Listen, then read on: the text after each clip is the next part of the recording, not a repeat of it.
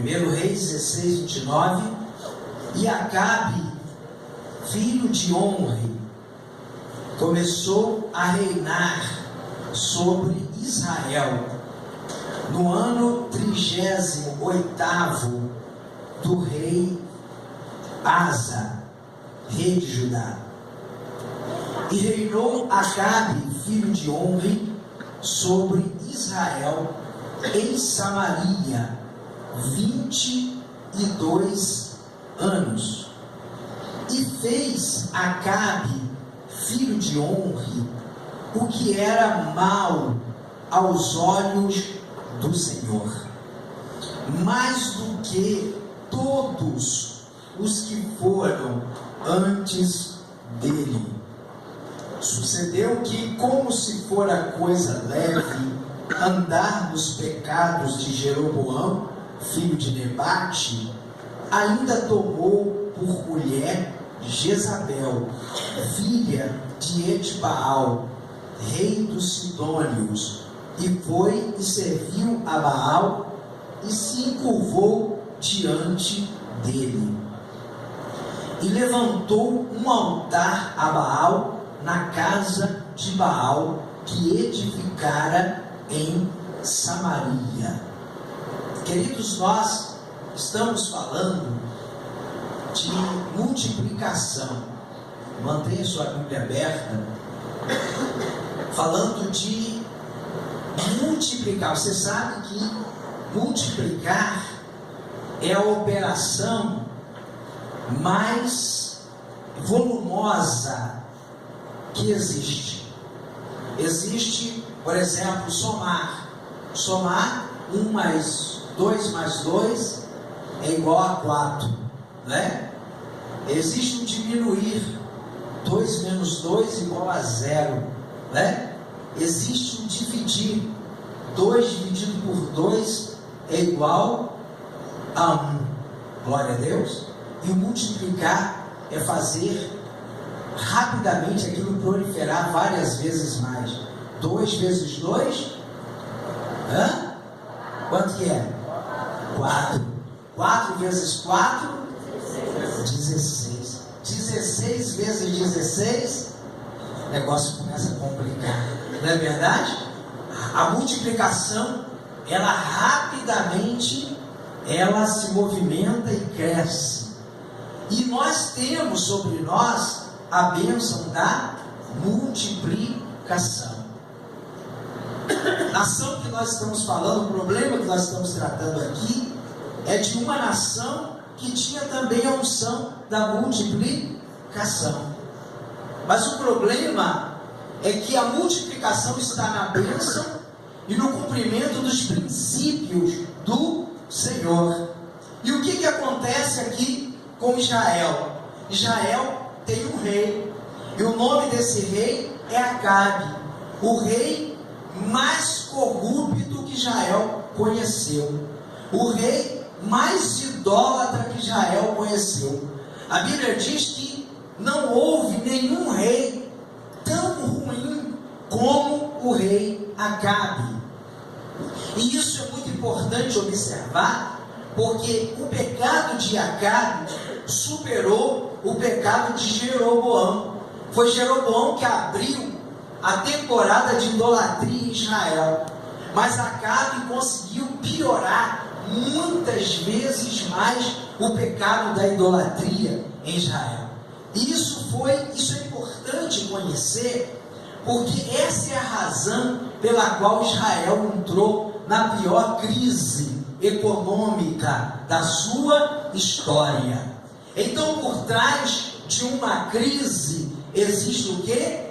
Um pecado. Existe o quê? Uma quebra de princípio. Por trás de uma crise que envolva toda a nação, existe um peso, existe uma autorização que é dada pela nação para que aquele espírito, aquele demônio se manifeste. E no caso de Israel, a legalidade que gerou a pior crise que Israel viveu começou com o seu rei, começou com Acabe. Acabe passou a adorar a Baal. Quem era Baal? Baal era um deus cananeu, especificamente cultuado com a mitologia dos fenícios. Baal, ele está associado a Abel, a Babilônia, ele está associado a tudo que se levanta contra Deus. Provavelmente Baal seja o príncipe dos demônios, tendo em vista a associação que ele tem em sua etimologia, parecido com Beelzebul, que vem da mesma raiz.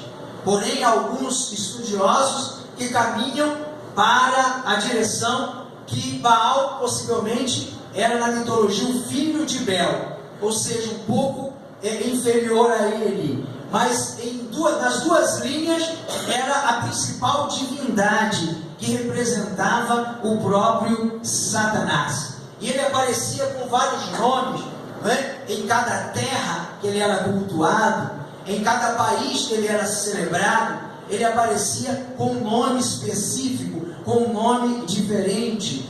Mas Baal era a figura que representava Satanás, e as pessoas o adoravam, e as pessoas o cultuavam. E o que fazia de Baal um Deus tão popular, um Deus tão adorado, que o próprio rei de Israel, que tinha ordem para adorar somente a Deus, caiu naquela situação, porque Baal era o Deus da prosperidade. Diga, o Deus da prosperidade. Baal era o Deus que, quando ele era representado, a representação dele era como um raio nas mãos, porque ele tinha, segundo a mitologia, a capacidade de fazer chover, e fazer chover num tempo em que a agricultura, na verdade, sustentava toda a economia mundial. Então ele era o Deus da riqueza, o Deus do dinheiro, o Deus que trazia prosperidade. E para o povo cananeu, ele era a figura de uma vida boa, de uma vida confortável, de uma vida próspera. E o povo de Israel, que tinha o Deus de Israel como único e verdadeiro Deus, agora importa esta divindade e começa a celebrar essa divindade, porque o povo de Israel queria melhorar financeiramente. Então a gente fica abismado de ver como que Acabe pegou, e o verso 33 diz assim: também Acabe fez um bosque de maneira, que Acabe fez muito mais para irritar ao Senhor. Deus estava o quê? Irritado. Pensa em um Deus irritado. Assim estava o Deus de Israel. Assim fica o nosso Deus quando é substituído no coração do homem, quando é trocado dentro do nosso coração. Há uma irritação do Senhor. E o pior, no verso 34: em seus dias, Hiel, o betelita, edificou a Jericó, morrendo Abirão, seu primogênito, quando afundou, e morrendo Secube, seu último filho, quando pôs suas portas, conforme a palavra do Senhor que falara pelo ministério de Josué, filho de Num. Então a cidade de Jericó, há um tempo atrás, tinha sido destruída. Quem lembra disso na Bíblia? Foram 13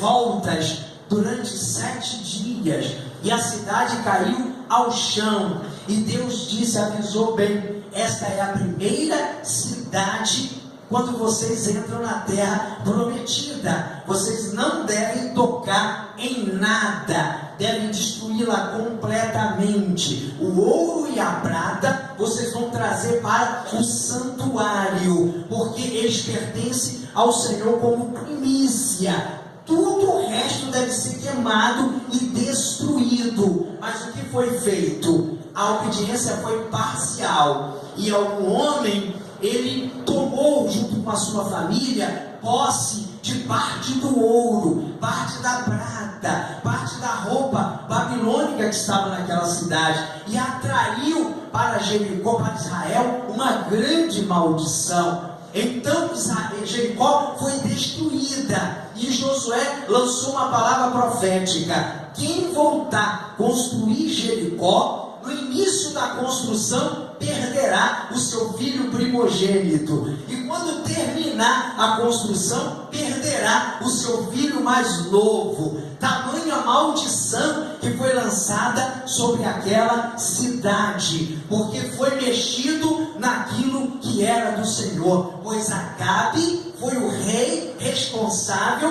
por reconstruir. Ele desafiou a Deus, ele desafiou ao Deus verdadeiro, em função de achar que Baal lhe daria proteção. Então no capítulo 17 diz assim: então Elias, o tisbita, um dos moradores de Gileade, disse a Acabe: vive o Senhor, Deus de Israel, perante cuja face estou, que nestes anos nem orvalho, diga nem orvalho, e nem chuva haverá, senão segundo a minha palavra. Então, como que é a realidade do contexto dessa situação? Israel estava prosperando, Israel estava enriquecendo, e a glória do enriquecimento ia para um Deus chamado Baal, e não para o verdadeiro Deus. Então o que Deus fez? Disse: vou enviar uma crise terrível, uma crise econômica que vai balançar com a nação, para que eles se voltem ao verdadeiro Deus. E como que a crise precisava chegar? A crise precisava mexer com comida, porque o campo, a agricultura, era o forte da economia da época, e ela tinha que atingir o Deus que era tido como Deus que providenciava a chuva para que houvesse ali a prosperidade, que era Baal. Então Elias se levanta e diz assim: se é Baal, se é o demônio, porque Baal era Satanás, o próprio Satanás, Beelzebul, escondido atrás de uma nomenclatura de idolatria. E Elias dizia: se é ele, então vai chover, vai haver prosperidade. Se é Deus, o único Deus de Israel, então não vai chover 3 anos e meio, só vai voltar a chover depois que eu liberar com as minhas palavras proféticas. Quem está entendendo, diga glória a Deus. Glória a Deus. Irmãos, nosso país está em crise, sim ou não? Mas houve muita brincadeira com o nome de Deus, é verdade ou não é? O plano real, a aparente prosperidade é atribuída a tantas coisas, a tantas pessoas. Alguém diz assim: a prosperidade que eu tenho na minha casa é a força do meu braço, do meu trabalho. Esse negócio de crente, de igreja, esse negócio, isso são todos pilantra, ou então os analfabetos, os ignorantes. Nós ouvimos muita coisa no Brasil. Nós ouvimos no Brasil pessoas chacoalhando das igrejas na televisão, processando líderes, processando pastores, processando pessoas de bem que até hoje estão lá fazendo a obra de Deus, dizendo que tinha isso, que tinha aquilo e aquilo outro. Nós vimos de tudo, nós vimos a pedofilia institucionalizada, nós vimos o homossexualismo sendo institucionalizado. Nós começamos a ver nesse país toda desgraça, toda mazela, todo culto a Baal, porque Baal gosta disso, ele gosta de orgia, ele gosta de adultério, ele gosta de fornicação. Basta olhar na televisão que você vai ver o culto a Baal estabelecido nas novelas, estabelecido em muitos dos filmes. Então o Brasil tentou e rolou diante de toda a pornografia, diante de toda a confusão e pecado que achou que podia praticar, mas Deus levantou, aleluia, a sua mão. Quem está entendendo, diga glória a Deus. Quem está entendendo, diga aleluia. E mostrou o seu poder, e está mostrando o seu poder nesta nação, aleluia. Quem é o Deus verdadeiro? Quem é de fato aquele que tem poder sobre a economia? Quem é que tem poder sobre o real, sobre a moeda? Ele se levantou e tomou uma providência. Quem está entendendo, diga glória a Deus. Glória a Deus. É forte ou não é forte? E tem muita gente desesperado aí, não é verdade? Veja os bancos da igreja, e você vai ver, tem muita gente desesperado, não é verdade? Vê o faturamento do caixa da igreja, das igrejas, você vai ver o que está acontecendo, que as pessoas estão desesperadas, estão atribuladas, porque Deus segurou e disse: não vai resolver enquanto eu não der o sinal. Quem está entendendo, diga glória a Deus. Você acha que Baal não podia provocar uma tempestade? Podia. Você sabe que Jesus uma vez não morreu no mar da Galileia diante de uma tempestade, porque Jesus levantou a voz e deu ordem para o mar e o vento se acalmar. Ele estava indo para Gadara expulsar uma legião de demônios, e aqueles espíritos se levantaram no mar da Galileia, enfureceram as ondas para pegar Jesus e matar Jesus no barco. Você acha que Satanás não poderia fazer descer fogo do céu sobre o holocausto que Elias desafiou Baal? Elias disse: se Baal é Deus, então vai cair fogo aqui em cima do altar. Se Baal não é Deus, então não vai cair fogo aqui em cima do altar. E você acha que Baal não podia fazer fogo cair sobre o altar? Podia. A Bíblia diz que o anticristo vai fazer fogo descer do céu. Você sabe que na casa de Jó, quando a família de Jó foi destruída, aquele que narrava a história dizia que veio um grande fogo, como se fosse um raio sobre a casa de Jó. Podia, mas quando Deus diz não cai fogo, quando Deus diz não cai água, quando Deus diz fecha as torneiras, quando Deus diz vai entrar em crise, só Ele pode fazer sair, só Ele pode resolver. Quem está entendendo, diga glória a Deus. Eu estou feliz como há muito tempo não estava. Estou vendo a mão de Deus operar. Estou vendo uma seleção na igreja de quem serve a Deus e quem não serve. Estou vendo crentes posicionados, fazendo a obra, evangelizando, fazendo aquilo que tem que ser feito. E estou vendo um monte de gente oba-oba, brincando de culto, de show, indo embora e se afastando, e as coisas se manifestando. E pode ter certeza, querido e querida, que essa multidão de gente no Brasil dizendo que é crente, aparecendo na televisão, essa fã de cristianismo, aleluia, essa crise vai provar, e muitas outras coisas estão por vir, para que os sinceros se manifestem, para que a verdadeira igreja se manifeste, porque é nesse momento que fica claro quem é filho de Deus e quem são os filhos de Baal. Levante a sua mão e glorifique, exalte o nome do Senhor.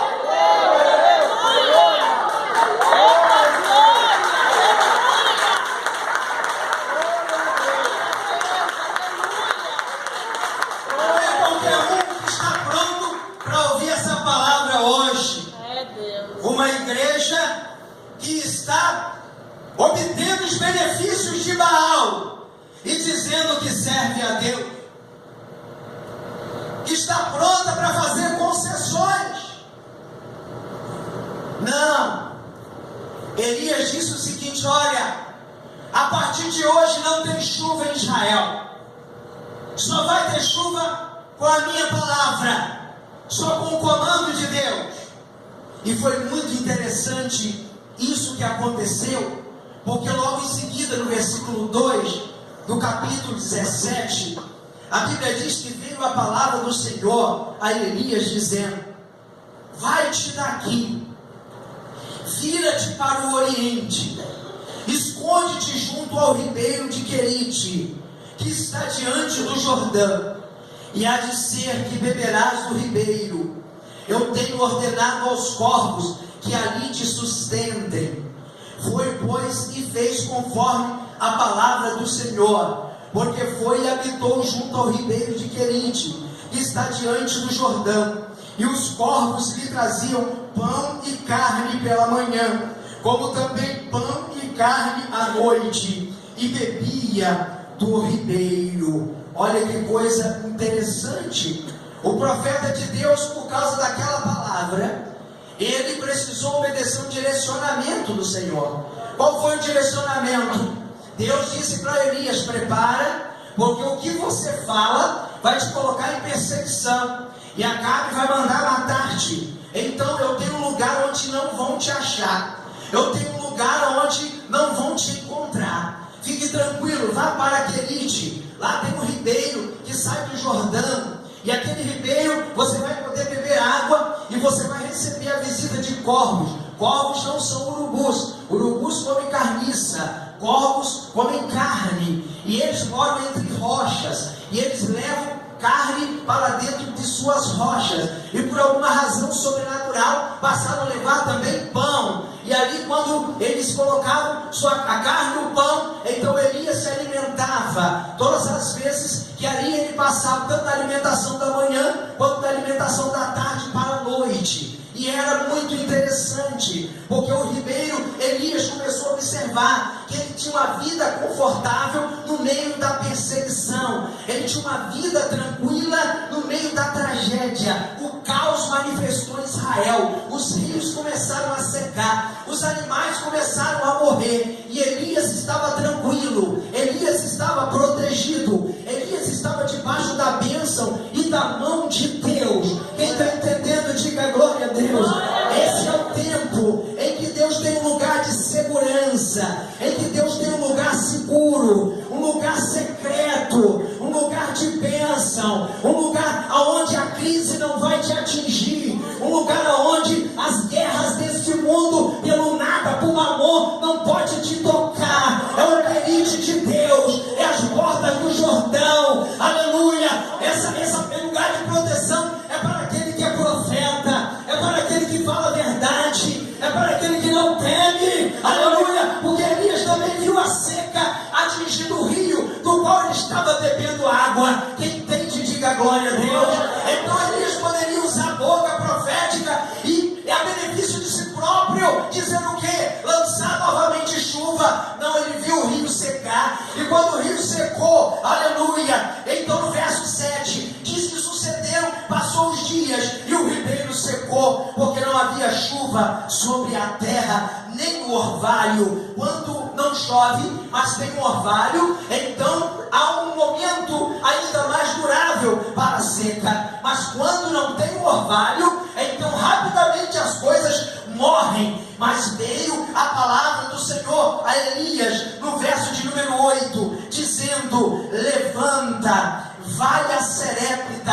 Agora já não é mais a Querite, agora é a Serepta, que é de Sidom, terra de Jezabel, lugar do ataque, lugar da dificuldade. E lá naquela terra eu tenho ordenado uma viúva para que te sustente. Glória a Deus. Ele certamente imaginou uma viúva que herdou uma herança do marido, uma viúva que tem uma vida abastada, uma viúva que progrediu em algum ramo empresarial. Mas quando ele chega lá, de olho nas viúvas, na porta da cidade, onde está a viúva que vai me sustentar, Deus fala: é aquela viúva que está ali indo apanhar lenha. E então diz o verso de número 10, que então ele se levantou, foi para Serepta. Chegando na porta da cidade, eis que estava ali uma mulher viúva apanhando lenha. Ele a chamou e disse: traze-me, peço-te, uma vasilha com um pouco de água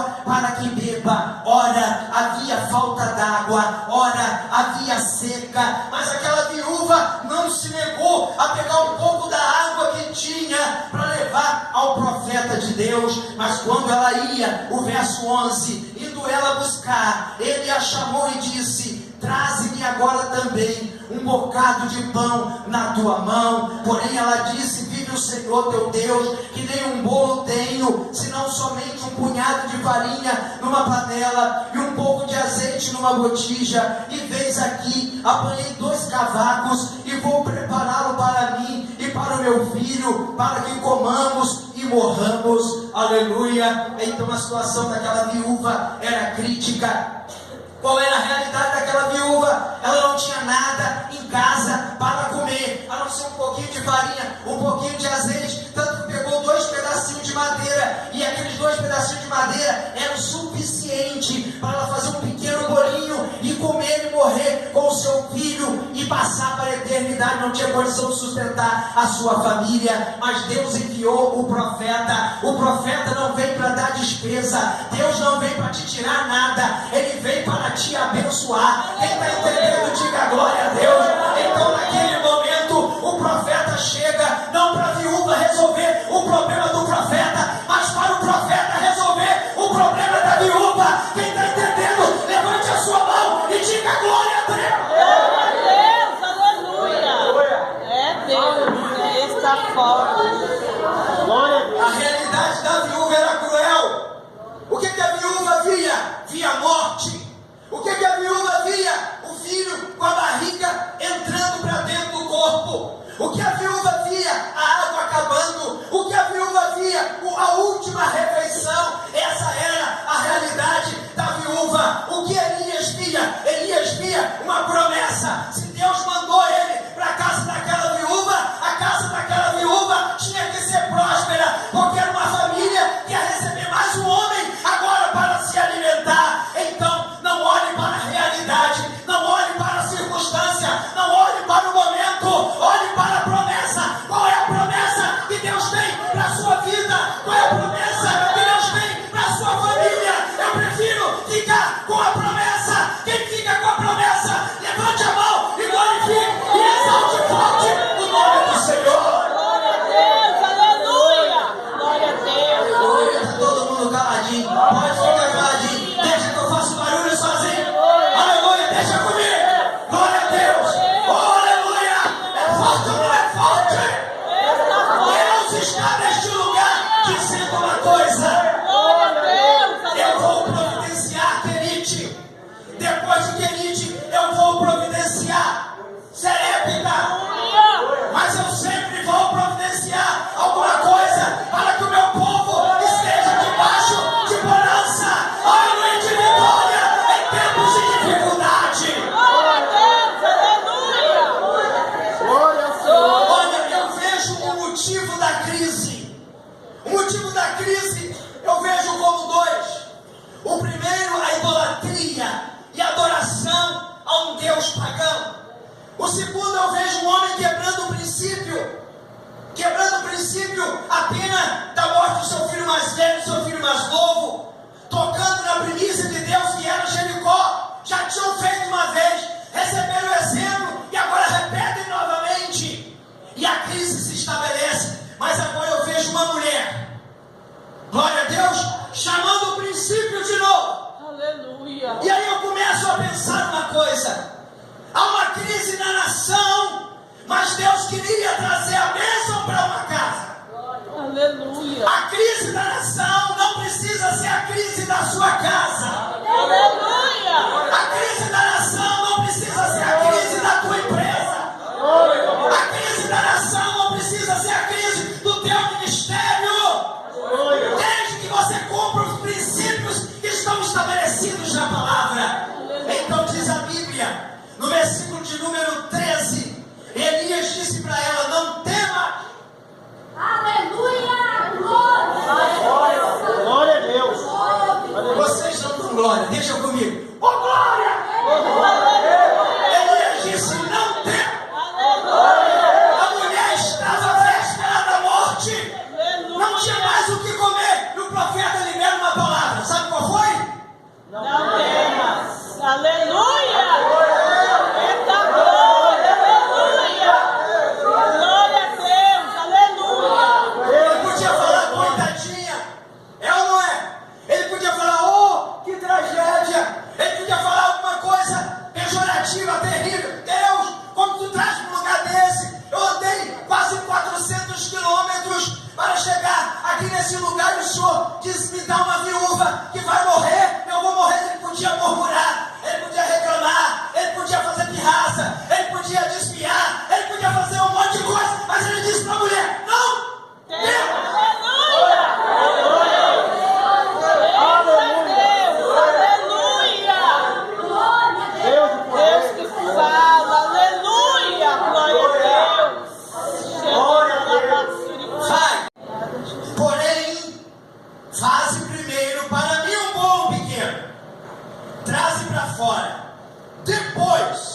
farás para ti e para o teu filho.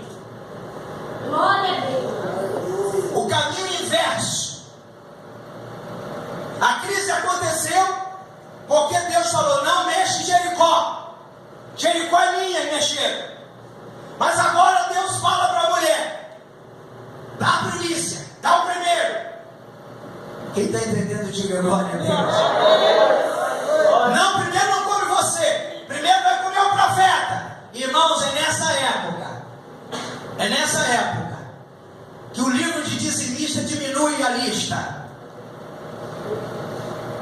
que damos preferência à internet, ao pagamento do boleto da internet.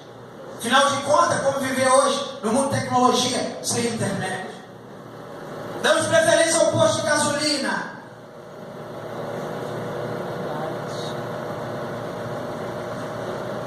Quem está entendendo, diga glória a Deus. Glória a Deus. Verdade. Afinal de contas, entre as coisas de Deus e o sustento da minha casa e o meu nome, é forte ou não é forte? E aí o ciclo da crise da nação estava estabelecido na casa da viúva. E a viúva já ia o quê? Morrer. Porque nenhuma quebra de princípio pode fazer uma pessoa sobreviver por muito tempo. É Deus.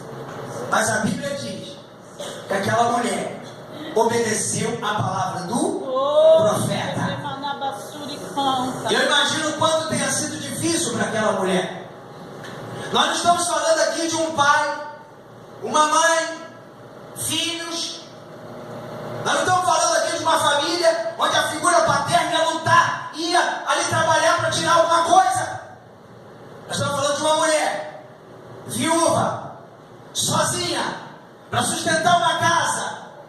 Só tinha um pouquinho, um bolo, só dava para ele e o menino. E era um pequeno bolo. E como que ela ia fazer um bolo para um homem? E trazer esse bolo para ele? E ver o filho passando fome? O problema é que o bolo não era para Elias.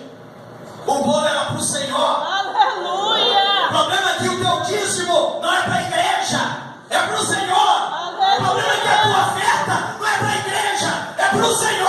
Aleluia! Glória a Deus! Aleluia! Glória. A crise do país, a crise do país não é sua. Você está no princípio.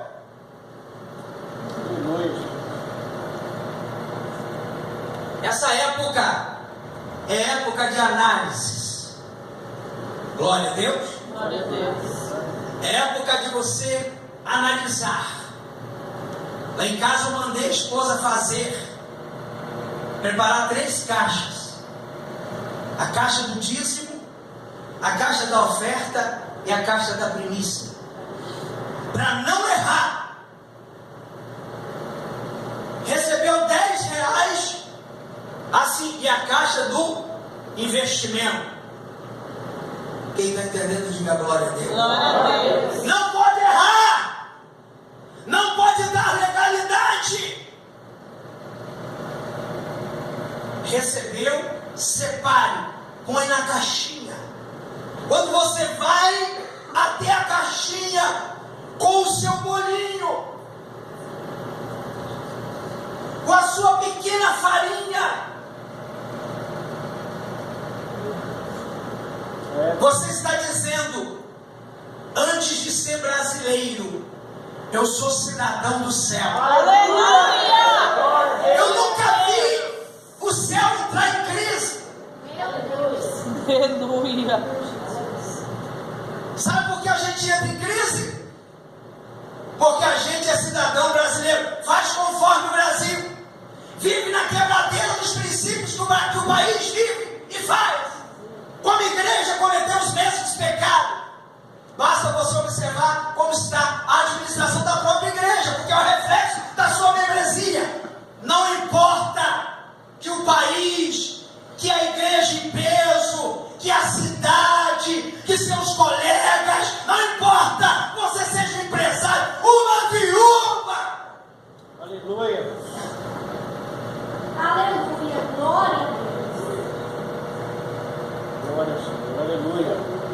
Porque eu tenho visto muitas pessoas dizendo: eu sou dizimista,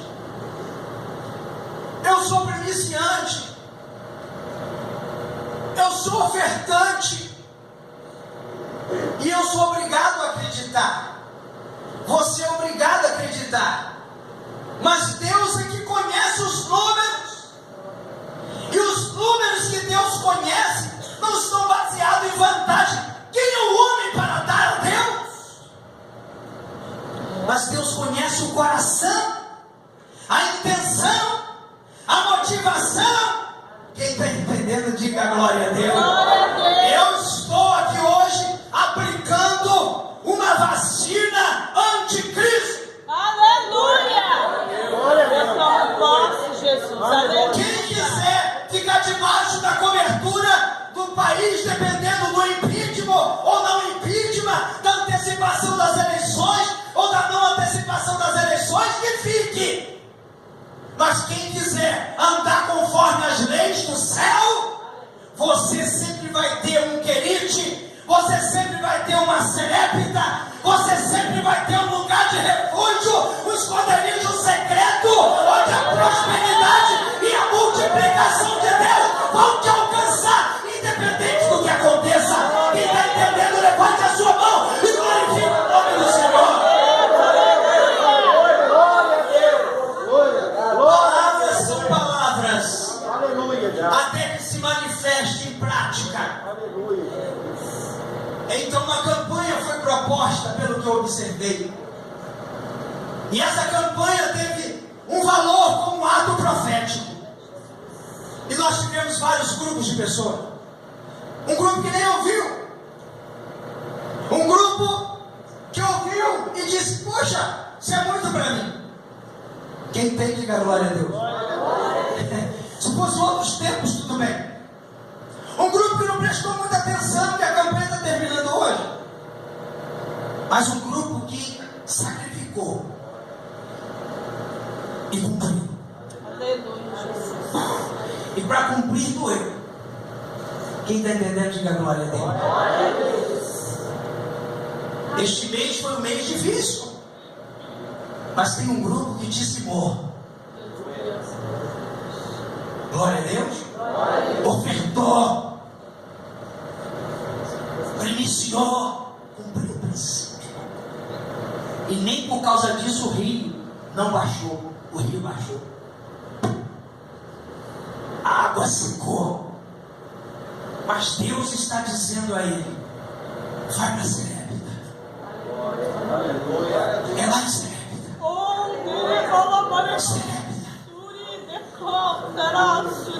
E aí ele não está entendendo direito, porque são muitas as vozes. Olha, tudo dando errado. Agora já está no Senado, e daqui a pouco o Supremo Tribunal. Essas vozes já fecharam tantas lojas e tantas 10 milhões de desempregados, muitas vozes, e ele não está conseguindo ouvir a voz de um Deus que está honrando os princípios que ele cumpre, dizendo: Serepta, a viúva, nova estratégia, faz dessa forma. Chegou o momento daquela ideia que eu te dei há 10 anos. Agora é que é a hora de você cumprir, é agora que você vai estabelecer dessa forma. Agora é a hora de Deus falar. Deus está falando com seus fiéis. Onde está a Serepta? Onde está a viúva? Este é o momento em que haverá estratégias, novas estratégias e saída de Deus para você. Aleluia! Glória a Deus! Oh Deus! Ou isso aqui é verdade, ou o que eu estou fazendo na igreja? É, Jesus. A igreja sem a Bíblia é religião.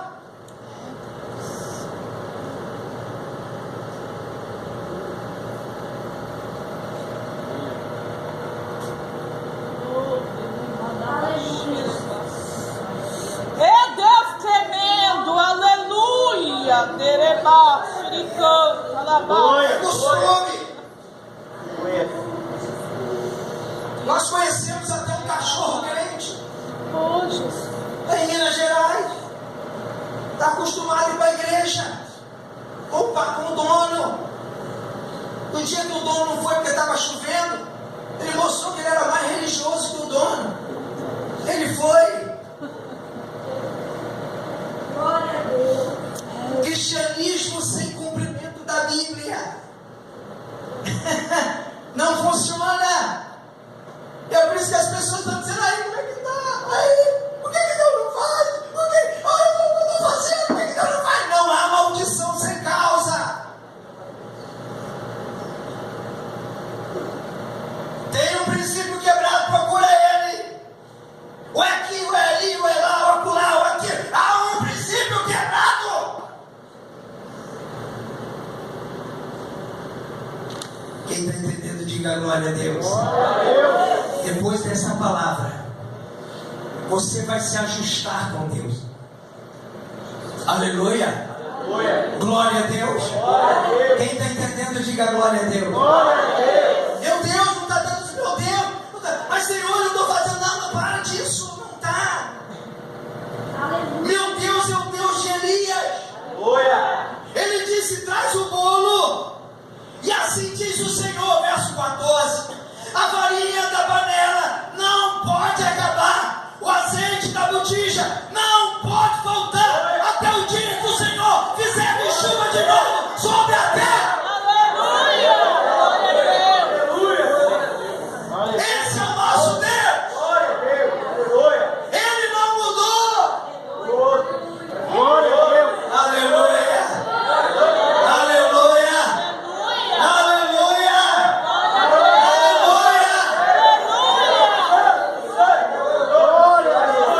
Aleluia. Levante-se do seu lugar, querido. Foi ela e fez conforme a palavra de Elias. E assim comeu ela. E ele e sua casa muitos dias da panela. A farinha se não acabou.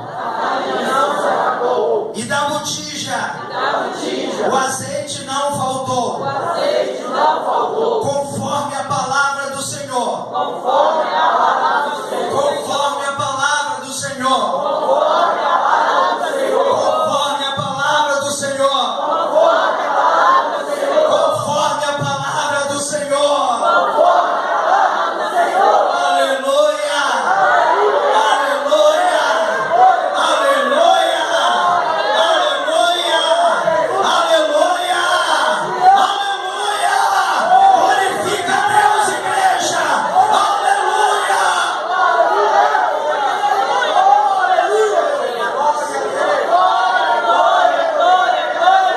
Glorifica forte, igreja. Faça um voto com Deus agora. Cumpra os princípios do Senhor. Aleluia.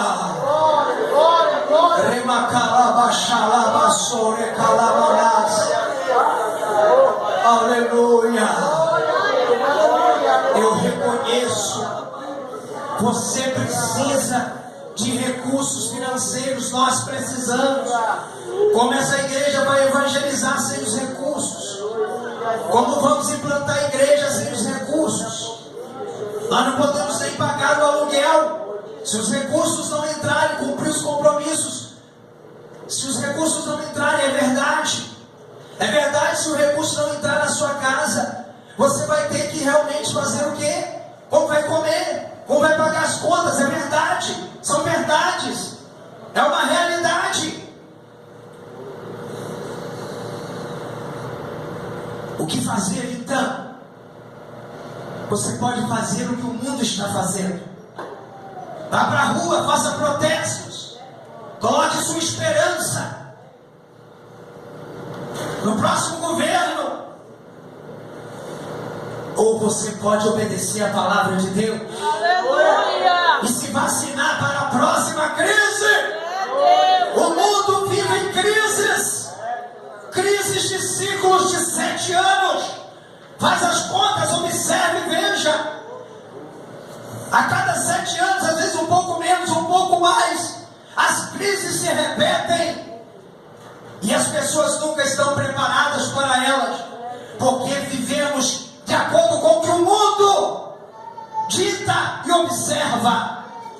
Mas a partir de hoje, eu creio que o Deus de Elias, o Deus de Elias, o Deus de Israel, não será trocado por Baal, por Mamon, Remanai de Calavasse Alabassúria. O apóstolo, eu vou esperar então, para que se passe esse momento, para me começar a cumprir.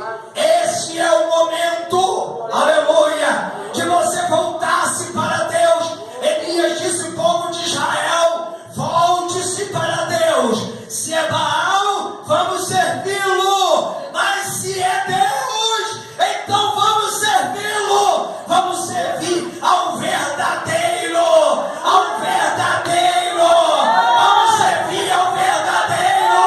Você não pode servir a dois senhores, vai irritar um para o benefício do outro. Quem está entendendo, diga glória a Deus.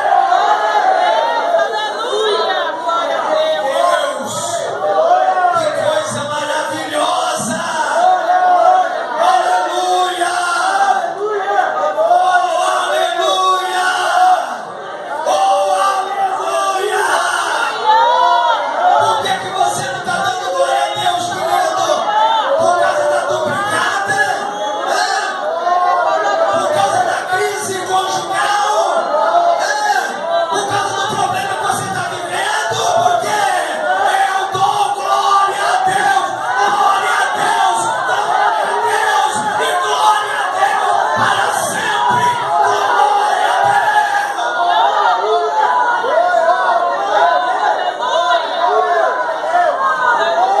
Glorifica mais, glorifica mais forte.